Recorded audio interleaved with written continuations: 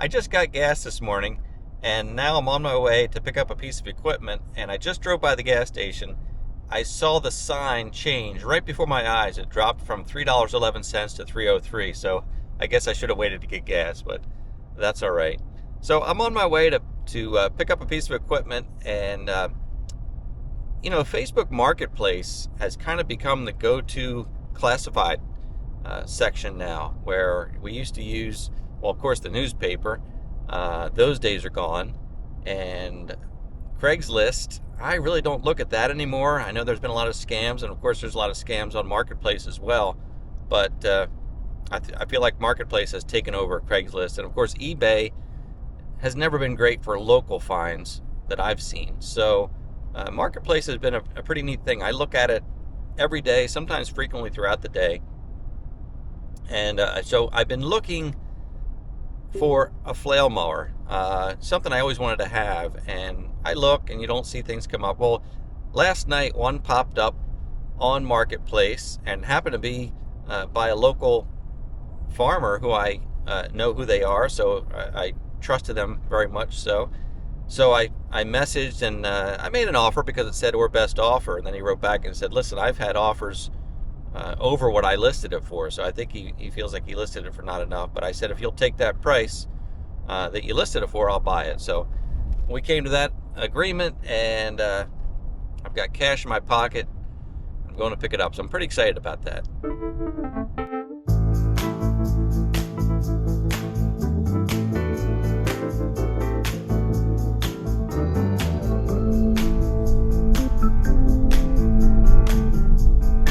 There it is.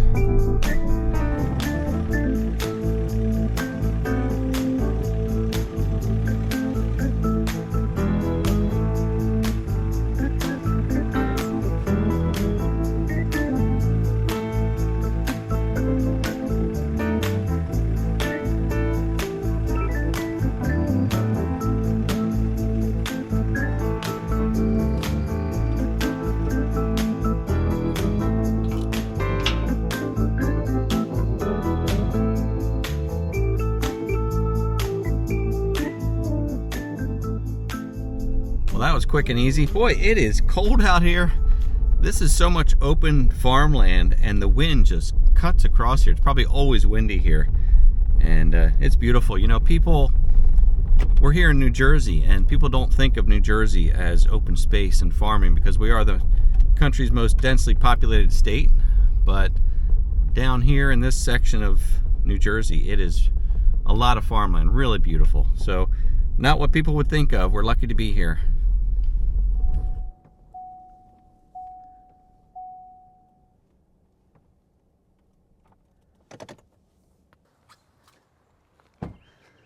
All right, hopefully the Kubota can lift it off with the pallet forks.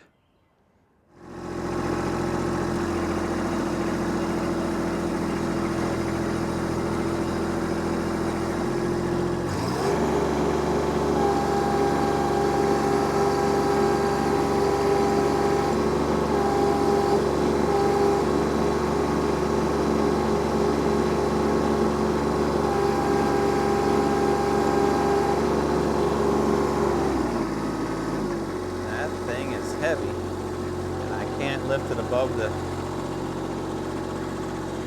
side of the trailer.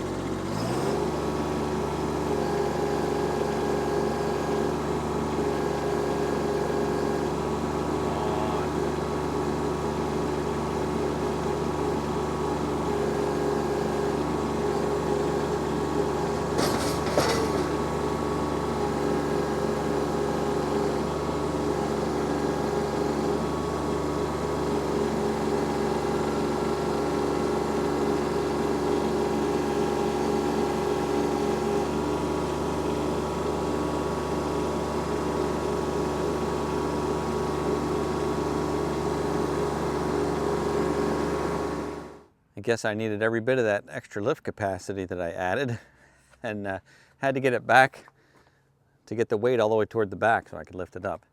Anyway, that thing's pretty heavy. So this is the Land Pride FM2160 flail mower. It's been discontinued. This one was built in 2016 according to the tag, They have the 25 series now. So the 21 series, I guess, is discontinued. I don't know what the difference is. 60 would be the 60-inch, which is perfect for this tractor. It has the, I think these are called duck feet cutting blades. I had heard about the Y blades and the hammerheads, but not the duck feet. This is something I read about last night. So I'm not sure what the purpose of that is. Maybe somewhere between the two. But he said it was hardly used, and I can see that. It really doesn't have a lot of use on it. They all look like they're in good shape. The one thing that this one does not have that a lot of flail mowers have is the ability to shift and be offset. This one is just centered, and there's no way to offset it. I don't really care about that. At least I don't know if I care about it because I haven't used one before. Maybe that's something I'll wish I had, but for now I'm happy for it to be just hanging off the back of the tractor, lined up with it without being offset. All right, well, I'm going to find a place to set this down. I'm going to have to check the length of the drive shaft to see if I have to cut it. Hopefully, the beauty of having the quick hitch is that if the drive shaft is too long, I can use the quick hitch to make it fit better. Although I want to use the quick hitch if at all possible with this. So hopefully it's quick hitch compatible and that the shaft will be the right size. Let's take a look.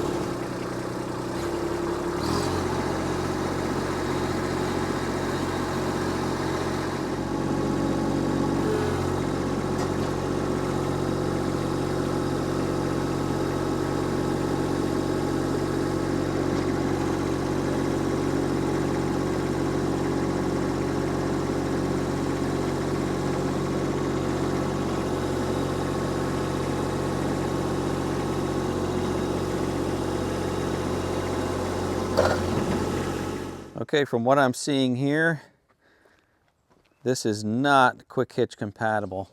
You can see here that I'm just at the end of the pin there, and over here I'm kind of in the middle. That actually needs to go a little bit to the left. That would need to go to the right. So it's not quick hitch compatible, which maybe that's why this series was discontinued. Not the end of the world. We'll just have to hook it up directly like we do with the bush hog and the finish mower.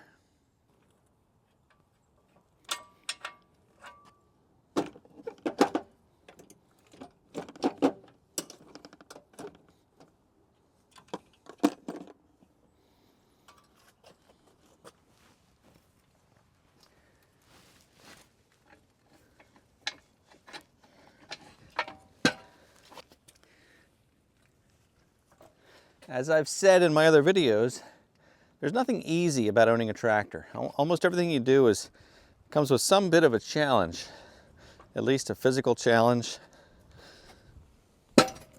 And you just have to be prepared for that.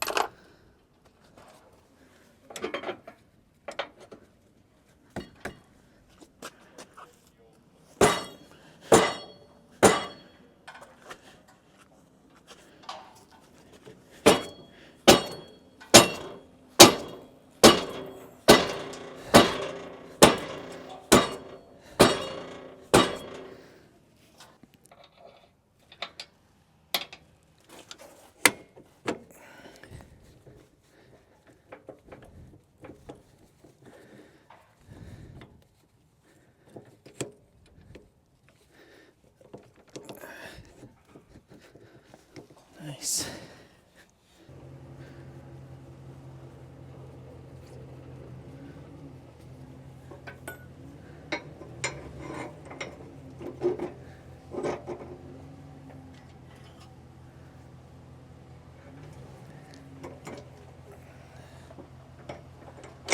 All right. And we are hooked up.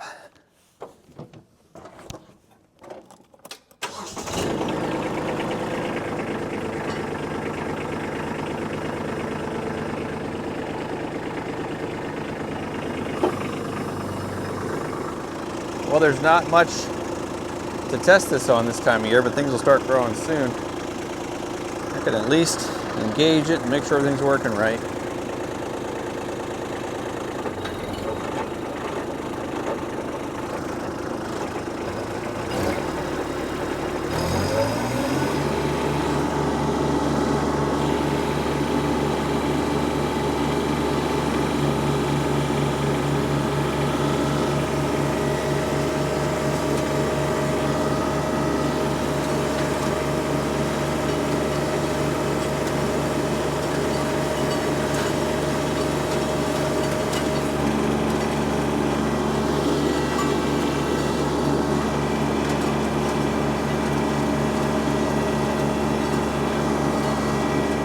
Tell you what, that thing does a beautiful job.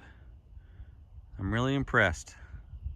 Update, I was just out doing a little bit more mowing, and I realized that you can offset this flail mower. It's not a simple thing to do. You would take out those 8 bolts and move this mechanism over to this side. The 3-point top link would get moved from here to here, and that would offset the mower slightly to the right. So there is a way to do offset mowing with this unit. Well, there's the first cut in some pretty shallow dead grass, but I can see that it's definitely different than the cut of the finished mower. It's different than a bush hog. It really kind of mulches things up. What's interesting about the flail mower, and I don't know if this is the case with all flail mowers, but it spins in a reverse direction. So it's actually cutting the grass, pushing it toward the front of the tractor, and it's kind of lifting it over into the box, and it mulches it, and then it spreads out the back. So it's a nice finish. And again, it's a kind of a mulcher, which is great. The plan for this thing is to take it out in the woods when we get some trails cut. There's a lot of briars back there. I'm hoping we can mulch those up. So it seems to work well.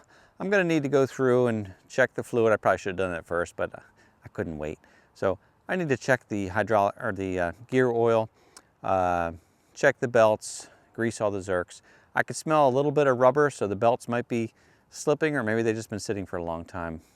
But it's in great shape. Again, it's a 2016 model according to the plate. It was built in Italy.